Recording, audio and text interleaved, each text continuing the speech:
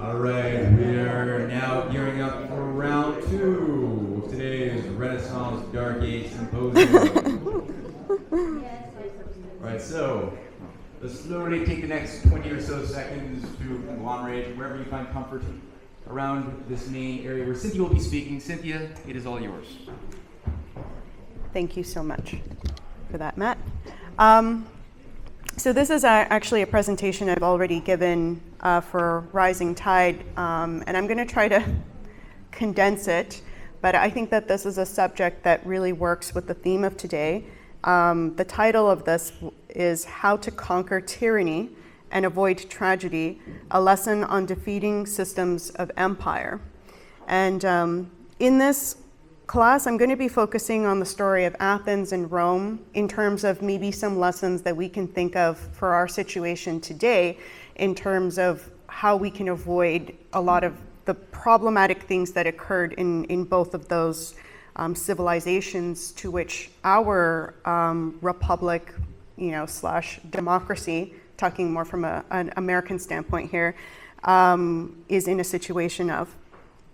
So it's common, I think, for people to think that there are just going to always be cycles of civilization and then collapse, civilization and collapse. And it really does seem like history is made up of these kinds of cycles that seem inevitable. But we're going to look at Athens and Rome and really ask ourselves the question, is this something that can be avoided? Because a lot of people might not realize that Rome actually started as a republic as well. A lot of people think of Athens as the republic and Rome as the empire. But the reality is that both of them had entered first a stage of republic and then went into a stage of empire. So we'll start with the case of Athens first in looking into some of these questions. I think those who are familiar with Athens think a lot more about the art that was produced. There's definitely a classical culture that was very unique and prevalent that came from Athens, and Rome never quite reached that level. Even Cicero would say that even the language, they were using a lot of Greek words still in their writings, and they had a lot of Greek references to things that were shaping their art and culture. And Cicero was trying to intervene in that and trying to elevate that. I think the United States is also kind of similar from that standpoint. It's still a relatively young country. It still needs to, work on that. Canada as well, right? You need to have an identity that is situated in a healthy culture. That's a pretty big foundation to determine whether your system of governing is going to survive or not, and how ugly is the collapse going to be.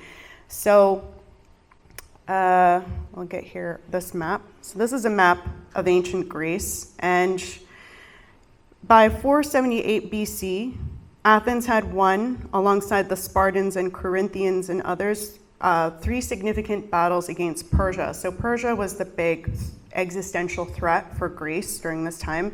People saw the movie 300. That's, actually a lot of historical accuracy in that movie that still has a lot of comic bookness in it. So Athens had been really proving itself capable of defending 3 significant battles against Persia. Then they started to become recognized amongst Greece, because you have many different states within Greece, Athens being one of them, Sparta being one, and so forth. They became the leaders militarily of a league that was to defend Greece, and this was called the Delian League. It was meant to unify the Greek city-states and to empower them against the Persian Empire. But there was a certain point where the leadership of Athens started to go down a path where they felt increasingly that they could dictate terms, and they were asking for tributes from these other Greek states, because they felt that, well, we're offering them a service of protection. And so what ended up happening is the Peloponnesian War because these Greek city-states were now in a position where Athens was actually becoming increasingly more of an existential threat to them than Persia. And so the Peloponnesian War began, which went from 431 to 404 BC. There was a short intermediary of peace between 421 and 415. And there was a lot of disastrous things. This also overlaps with the life of Plato, which we'll be speaking about. And Sparta would eventually win, because Sparta was really the head opposition against Athens at this point, who had they had basically collected money from these other Greek city-states to build their military to then oppress the city-states. So it was not a good situation, and so Sparta was able to defeat Athens. And when this happened, Athens never fully recovered from that situation. And you had the 30 tyrants that were taking over Athens after this period. It was a bit of a dark age, and this was also during a time when Socrates was still alive. Like, people were trying to get Socrates to support certain dictators that were coming to the forefront. Plato's family actually was one of the people, kind of being brought in as supporting, these tyrannical families that were starting to gain a lot of power. At this time, Socrates was 66 years old, and Plato was a young man around the age of 20 to 24.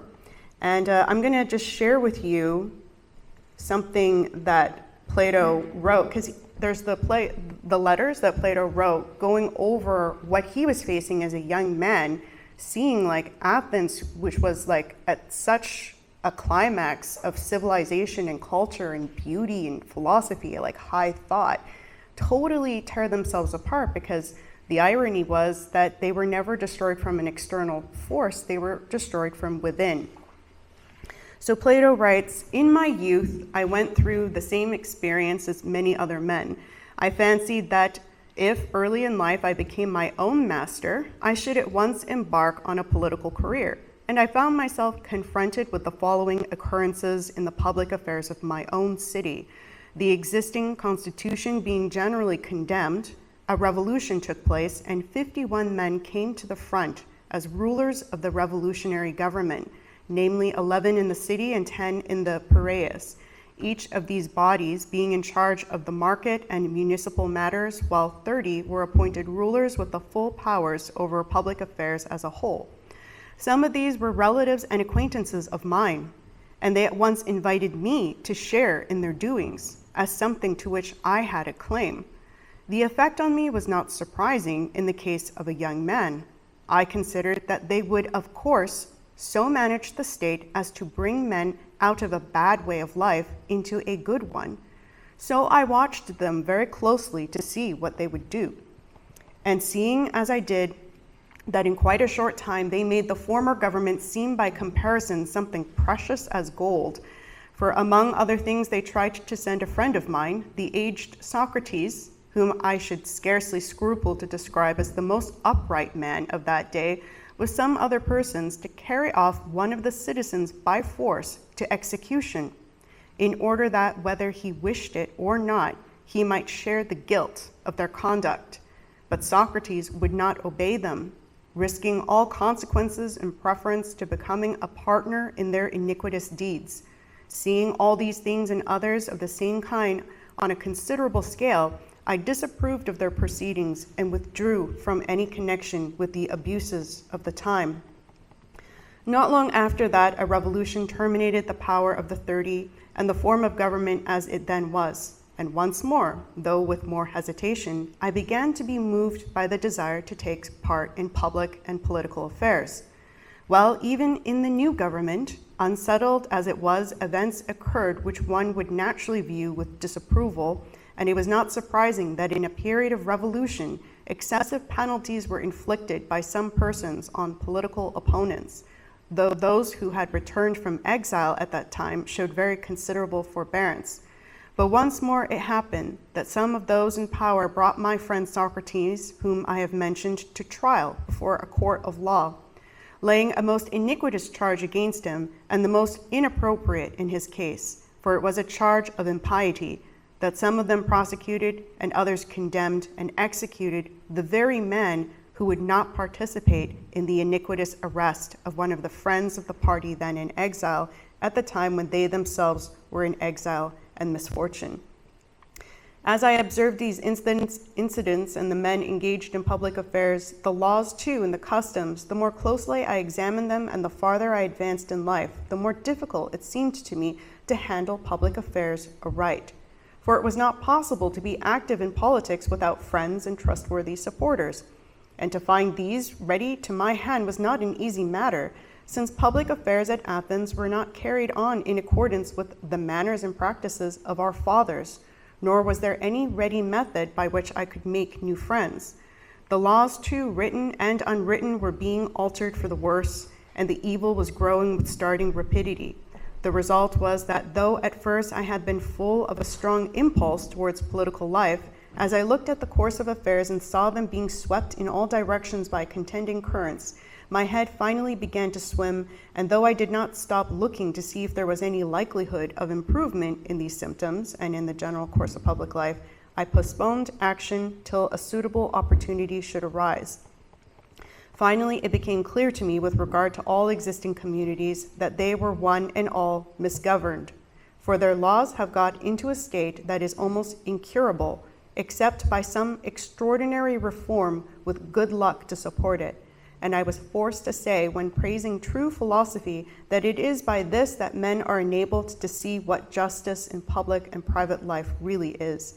Therefore I said, there will be no cessation of evils for the sons of men, till either those who are pursuing a right and true philosophy receive sovereign power in the states, or those in power in the states by some dispensation of providence become true philosophers.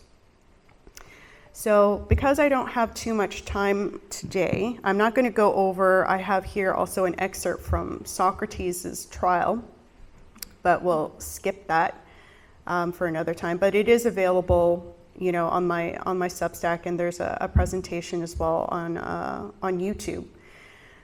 But the point being is that during these collapsing periods, they will often go after, the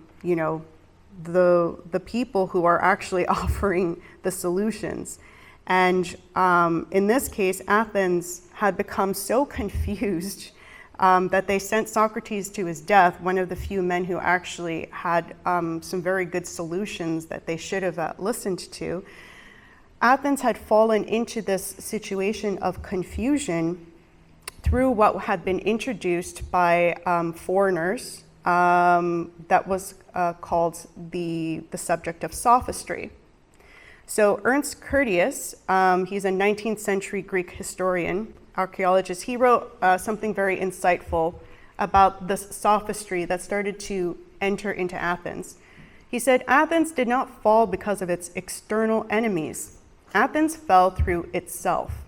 Strains of a treasonous spirit were recognizable in Athens already during the times of the Persian Wars, but these tendencies became a genuine threat to the state when the teaching of sophism penetrated Athens.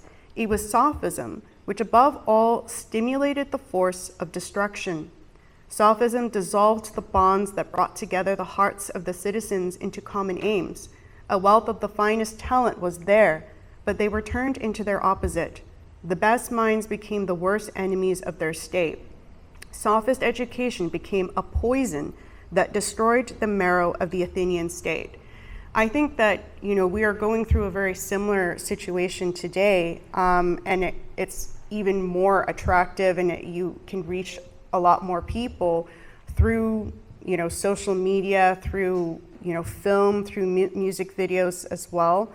But there's also a corruption that has occurred in the education system, which is supposed to be where the best minds come together for a solution orientation. So we are also in a crisis, I think, that is of this nature of sophism, and people will often want to excel in academia because they're following what will give me notoriety, what will give me a paycheck. And that was exactly what was being sold to ancient Greece at the time. So what is sophism, you may be asking in its most simple definition? It is simply to be dishonest in your speech. Why are people most often dishonest in their speech? Because they want to deflect responsibility, to hide a flaw or mistake, and to gain false prestige and promotion. It is often called the art of persuasion. That is saying what people want to hear, and people will most often think you are very wise because they think the very same as you. That is, they use their own set of opinions to judge whether someone is wise or unwise. However, if most people think this way, and yet most people are not wise, what is the consequence of catering to such a phenomenon? The outcome is that you become increasingly distant from wisdom and increasingly closer to folly, or a form of collective insanity. If those who are promoted in your society are rewarded for simply speaking to flatter ignorance, you will be left with a society that will not be able to function for very long before a collapse. There is, however, another form of sophism which is even more dangerous than incompetence, and that is the intention to use sophistry such as to fool and disarm a populace for the purpose of exacting tyranny. This form of sophism is much more dangerous and much less temporal and has shaped long spans of our history. In order to gain some insight into the nature of such a use of sophistry, let us compare two philosophers, Aristotle and Plato, and we'll begin with Aristotle. Aristotle writes, "But is there anyone thus intended by nature to be a slave, and for whom such a condition is expedient and right, or rather is not all slavery a violation of nature?" There is no difficulty in answering this question on the grounds both of reason and of fact, for that some should rule and others be ruled is a thing not necessary, but expedient. From the hour of their birth, some are marked out for subjection, others for rule. When there is such a difference as that between soul and body, or between men and animals, as in the case of those business it is to use their body and who can do nothing better, the lower sort are by nature slaves, and it is better for them, as for all inferiors, that they should be under the rule of a master. For he who can be, and therefore is, another's, and he who participates in rational principle enough to apprehend, but not to have, such a principle is a slave by nature. Whereas the lower animals cannot even apprehend a principle, they obey their instincts. And indeed, the use made of slaves and of tame animals is not very different, for both with their bodies minister the needs of life. Nature would like to distinguish between the bodies of free men and slaves, making the one strong for servile labor, the other upright, and although useless for such services, useful for political life in the arts, both of war and peace. And if this is true of the body, how much more just that a similar distinction should exist in the soul? But the beauty of the body is seen, whereas the beauty of the soul is not seen. It is clear then that some men are by nature free and others slaves, and that for these latter, slavery is both expedient and right. As you can see, Aristotle is also a bit heavy on the sense perception, although he has to admit himself you cannot see the beauty of a soul as you could the beauty of a body. So Aristotle admits that beauty and the superiority of the soul is hidden, and concludes in the same breath that it is clear that some are marked out to be free and others to be slaves by nature, without really going into too much of how one can make that judgment. He continues, "The words slavery and slave are used in two senses. There is a slave, or slavery by law as well as by nature. The law of which I speak is a sort of convention, the laws by which whatever is taken in war is supposed to belong to the victors. But this right many jurists impeach, as they would an orator who brought forward an unconstitutional measure.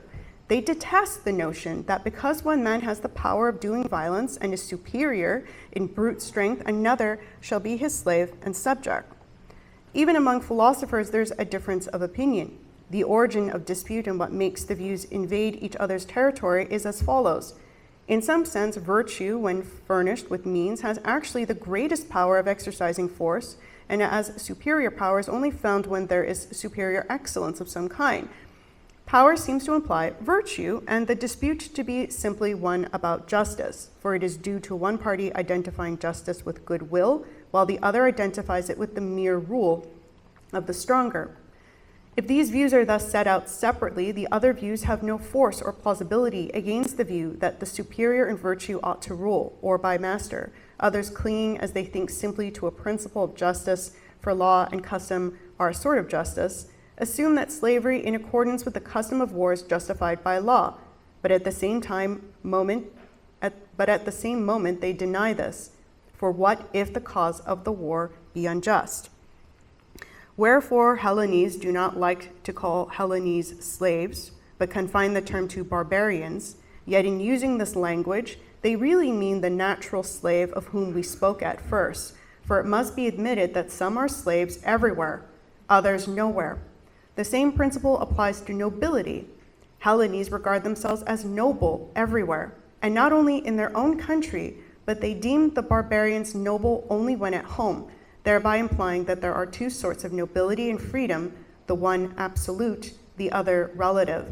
And you can see that Rome actually had a lot of that sort of philosophy as well. I think that there's certain groupings within the United States who also sort of feel that way, right? That no matter where I go, I am noble, and thus I can, execute my views and my philosophy this way. But what is really at the heart of defining what is a slave, what is a free person, and is it really that someone would be born a slave or born noble? Or is it something rather that has to be earned and is a reflection upon the principles that you stand for? I'll read this dialogue and then I'll skip forward a bit. So Plato, he wrote in his dialogue Gorgias, he talks about the subject, about what is the nature of a tyrant and is it really just that anyone who acquires a certain amount of power, the highest ambition that they should have is to just exact their will without any kind of idea of like what should be shaping this, and should you yourself have something as a master over yourself?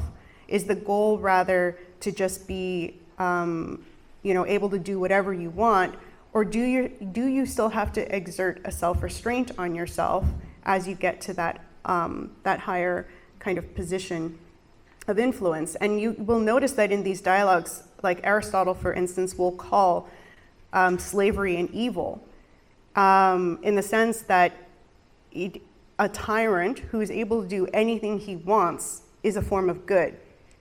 And the slave is suffering evil because the slave is not able to exact their will on anything. And that is the most evil position you can have in society. So it's different from how we kind of think about those terms today. Plato, I think, is more similar to where we're at. So in this dialogue, Gorgias, Socrates is arguing with Gorgias, who is a leading sophist of Athens during the time. Socrates says, I assert, Polus, that both orators and tyrants have the least possible power in their own countries, as I just said now, for they do nothing, so to speak, they wish to do, yet do what is in their opinion best.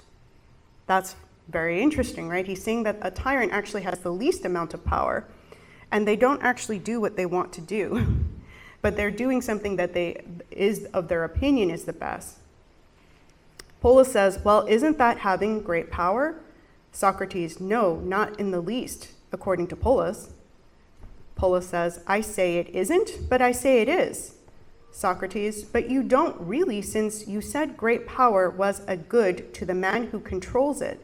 So you think it is good for a man without sense to do what he thinks is best for him? And you call this great power? Polus, what on earth do you mean by that, Socrates? Socrates, that to do injustice is the greatest of all evils. Polus, what? Is it the greatest? Isn't it to suffer injustice a greater evil? Socrates, by no means. Polus, so you'd prefer to suffer injustice rather than to do it? Socrates, for myself, I should prefer neither, but if it were necessary, I should choose to suffer rather than to do it.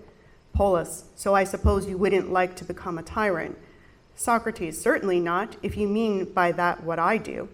Polus, well, I mean the ability to do whatever a man pleases, to kill and banish and do everything according to his own fancy, such as Archelaus, son of Perdiccas. Do you think he is happy or wretched? Socrates, I haven't the remotest notion, Polus. I've never met the man. I know nothing about his education or his attitude toward justice.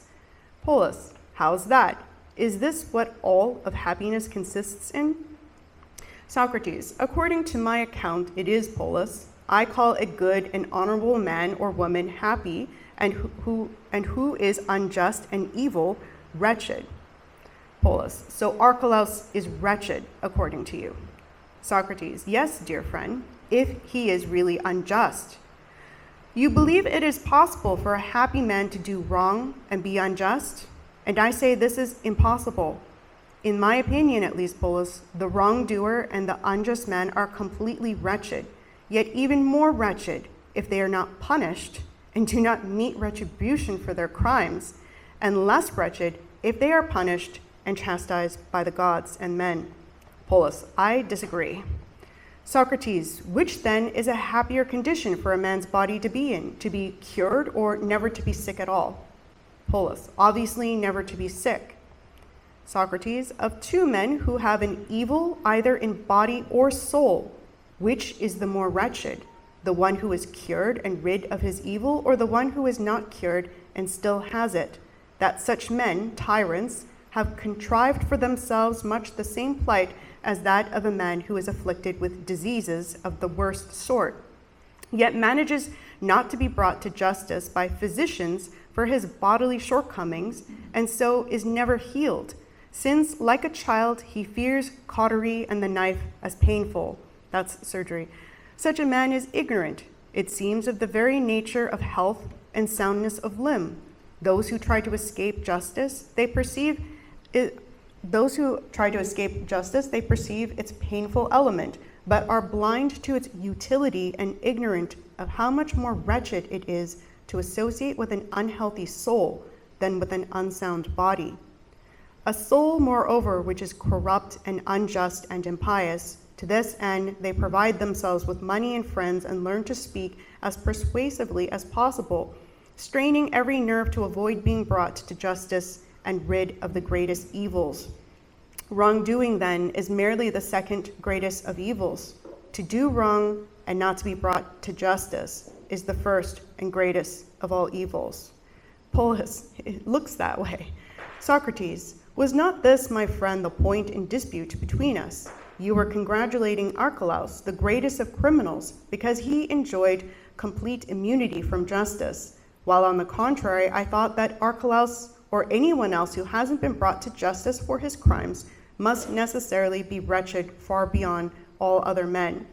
Then later on in the dialogue, Socrates starts to argue with Callicles, who's also a follower of Gorgias. And these were people who existed in real life, who hated Socrates. And Callicles is much more aggressive. And he's getting really upset now with what Socrates has just said, that tyrants are unhappy and if they're unjust and they need to face justice. So Socrates says, do you think it is unimportant for a man to rule not himself, but only others? Callicles, how do you mean his own ruler? How can a man be happy if he is a slave to anything? Of their own accord, drag in a master to subdue them, the law, the language, and the censor of the vulgar. How could such men fail to be wretched under the sway of your beauty of justice and temperance, when they cannot award nothing more to their friends than to their enemies? Socrates, I once heard a wise man declare that we are in fact dead here and now. The body is really our tomb, and the part of the soul in which the desires are located is such that it easily yields to persuasion. He gave it the name wine jar, and the foolish, the uninitiated. If the uninitiated, that part of the soul where the desires are located, he compared it to a leaky jar, because it could never be filled. And of the inhabitants of Hades, the world invisible, these, the uninitiated, will be the most wretched, since they have to carry water to their leaky vessel in a similarly perforated sieve. By the sieve he meant the soul, and he compared the soul of the foolish to a sieve because it was leaky, by their lack of conviction and forgetfulness that they cannot retain anything, but are consumed forever in obsessively trying to fill a faulty jar. That's one of my favorite dialogues from Plato, because I feel that it's such a core lesson for people to learn. So what is Plato saying in the story? If you are a chaser of desires and ambitions, which they're trying to get everyone in society to kind of go along with this, right? Like people, there's not a lot of future, there are not a lot of options in the economy we have, especially for younger people. So all you can do is worship the fame, worship the money, worship the influence, these fake, Instagram lives and all of this. People are being really, fooled into thinking that this is where happiness lies, or this is where freedom lies. But if you're a chaser of desires and ambitions, you are not a ruler unto yourself, and rather will be ruled by such things. The more obsessed one becomes in attaining what they perceive to be their rightful gain through exerting their superiority over the inferior, as Aristotle is so keen on exerting his right over, the more insatiable one's greed becomes, and the emptier they will in turn be, and the more obsessed in their delusion to fill it with false prestige and false wealth. Such a person is not a ruler of anything, not even themselves, but rather they are the most ruled of all. The irony of what Aristotle claims to be the mark of superiority is in fact the true mark of slavery. If one is to believe Aristotle's claims that there is a false law made by weak men in order to keep the strong superior in check, it would mean that such a man who believes that he has no need to follow any law would also have no idea how to be a ruler unto himself. Such a person is the closest to an animal and is governed by their emotions. They lack discipline and are the most governed by their desires and the most envious of others. The more one chases after such a life, the sicker their soul will become, which will grow into a greater and greater spiritual torment. Such a person cannot know peace within themselves, and they cannot be an abider of peace. So this is very important, not just for the tyrants, but for how, the people, the kind of citizenry that a republic is made out of. If you have a citizenry that is also being fooled to chase this is a very bad thing, and obviously can descend into mayhem and mob mentality. I won't say too much about this. This is entering now into Rome, but just to say that Rome actually started as a kingdom, but it wasn't a hierarchical system of kings. They actually had a council where they were voting these kings in. So they only had something like about 7 kings. This was one of them. And even then, when there started to become like a form of corruption where the sons started to begin to think that they should inherit the power of the father as king, when it was never done this way. And there were few kings who selected actually their adopted son, which is very interesting, over their actual children, because they could recognize that their children would be tyrants if they received the status of a king. So the last king of Rome was Tarquinius Superbus, and he took it by force. He had his wife, who was the daughter, I believe, of the last king. He pushed him very publicly down the stairs. He was an old man, and they trampled over his body by horse and carriage. His daughter did this, who was the wife of Tarquinius Superbus, and that was the last king, who ended up being overthrown because of all of the injustices by Junius Brutus. And this was a moment where the Roman people would say, never would we subject ourselves to the whim of a tyrant. Which, again, the system didn't start out this way. It became corrupted. And so Rome entered its republic phase. This is, Lucretia is on the steps there. She had committed suicide after she was raped by Tarquinius's sons. And there was enough of a backlash with people that they successfully just kicked them out, and there wasn't even a war or anything. So it was a very successful, peaceful kind of change in system. So they tried to prevent corruption by having 2 consuls who would be elected every year. But this system would also have its problems. And within centuries, part of the corruption actually was the fact that the areas that Rome was entering into to conquer, they were not just exerting their own system onto these places, but there were things that they were taking back with them that were not the best lessons. And this idea of being proud, a proud Roman citizen is all fine and good, but when we start to be so proud of a citizenry of our own civilization to the detriment and lack of respect, there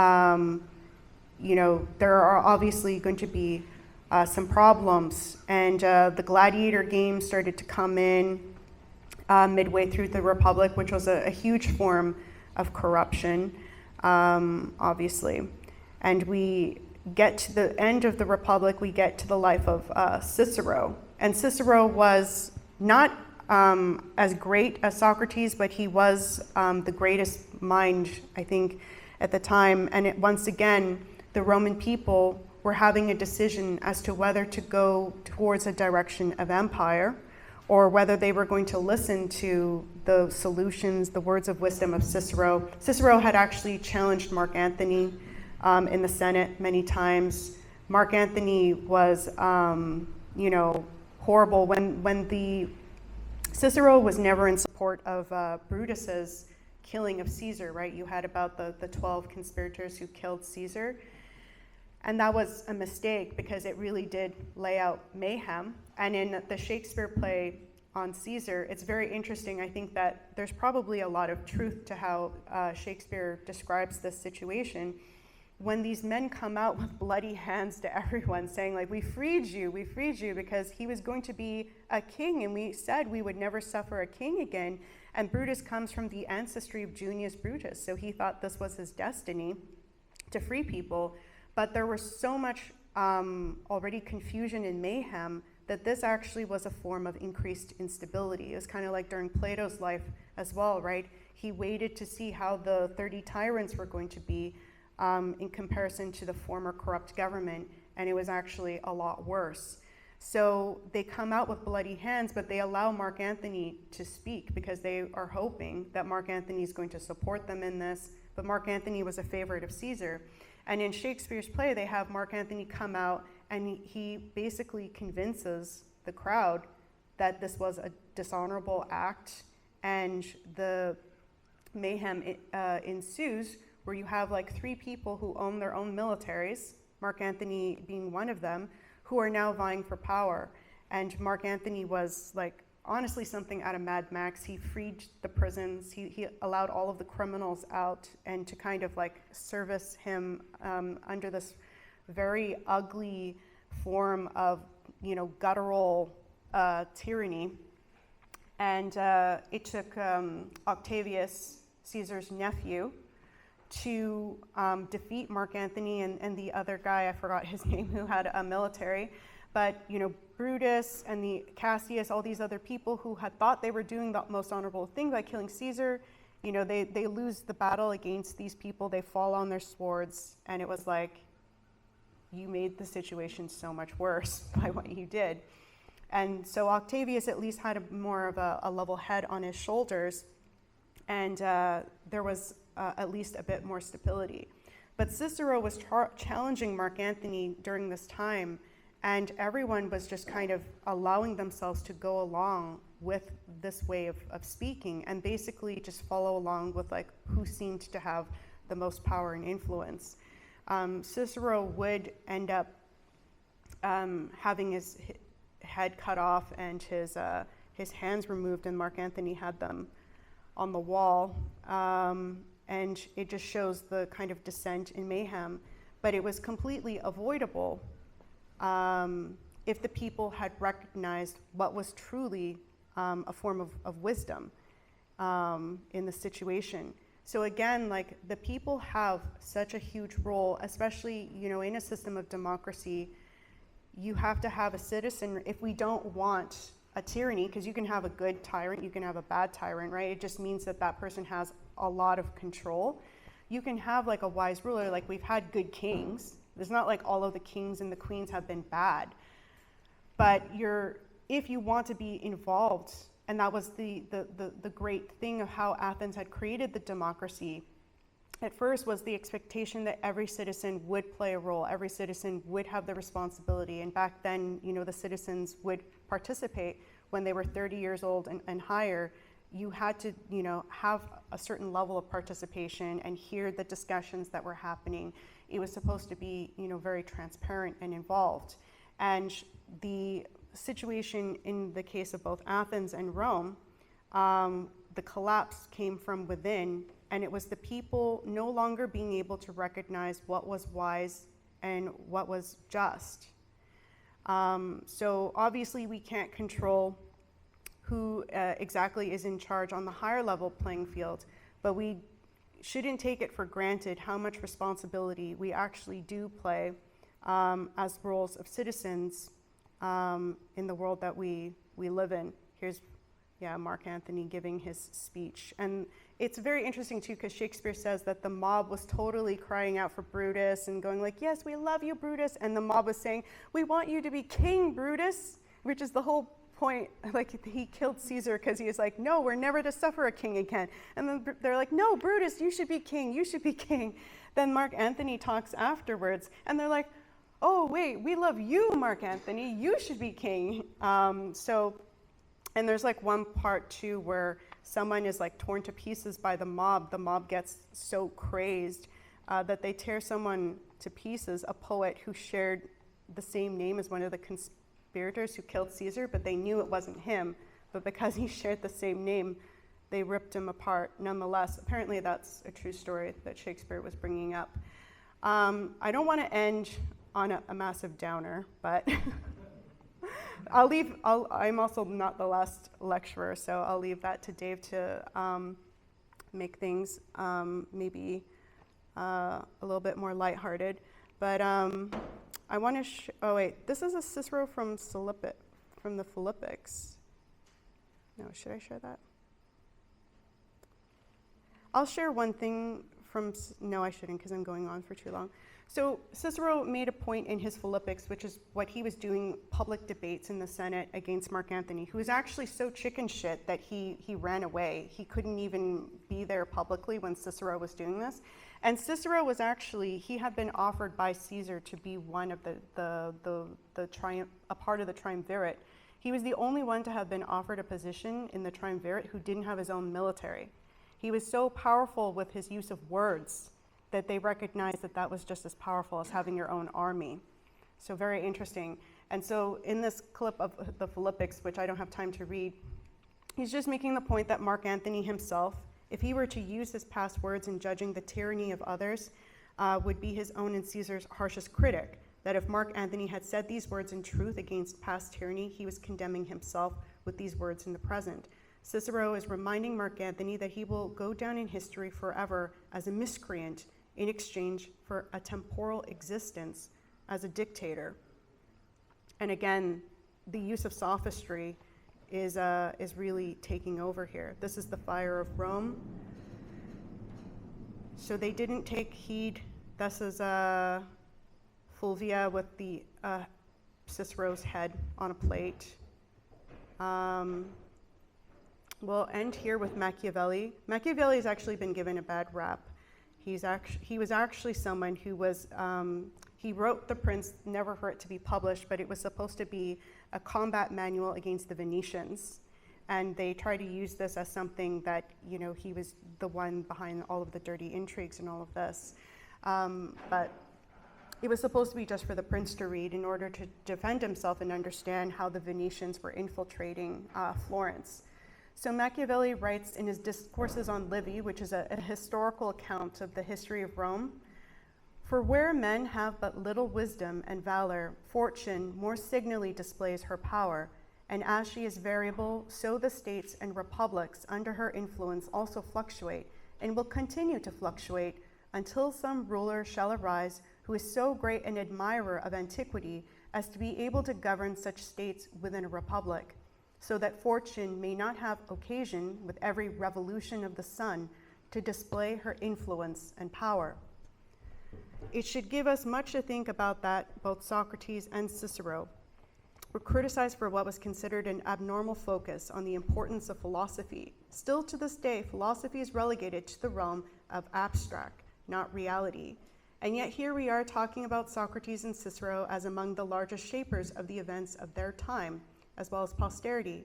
As with anything in life, the solution to empire, that is the solidifier and ensurer of peace, is not something that can be presented in a static form, just like the journey of an individual to find peace within themselves is not something that can be rigidly dictated towards or prescribed. And there is not one specific path towards this, but many, and it will be a mixture of falters and successes. But one thing is absolutely certain and vital if we are to find peace within ourselves and within a state, within a civilization, that we must have as our greatest and utmost priority the seeking of truth. No matter how hard a sting it may feel at times, and to judge our actions in accordance with the betterment of our soul and the soul of others. Therefore, just with that recognition, we can understand that such a journey will not be easy, but it is entirely possible. And for those who embrace it, the greatest joy they will ever know. Livy writes, "Fortune thus blinds the minds of men when she does not wish them to resist her power." And Machiavelli writes, "For where men have but..." Oh, I already read that. Yeah, I already read that. So that's the end. I'm sorry I went on a little bit longer than I should have, but it was hopefully not too quote heavy and all that.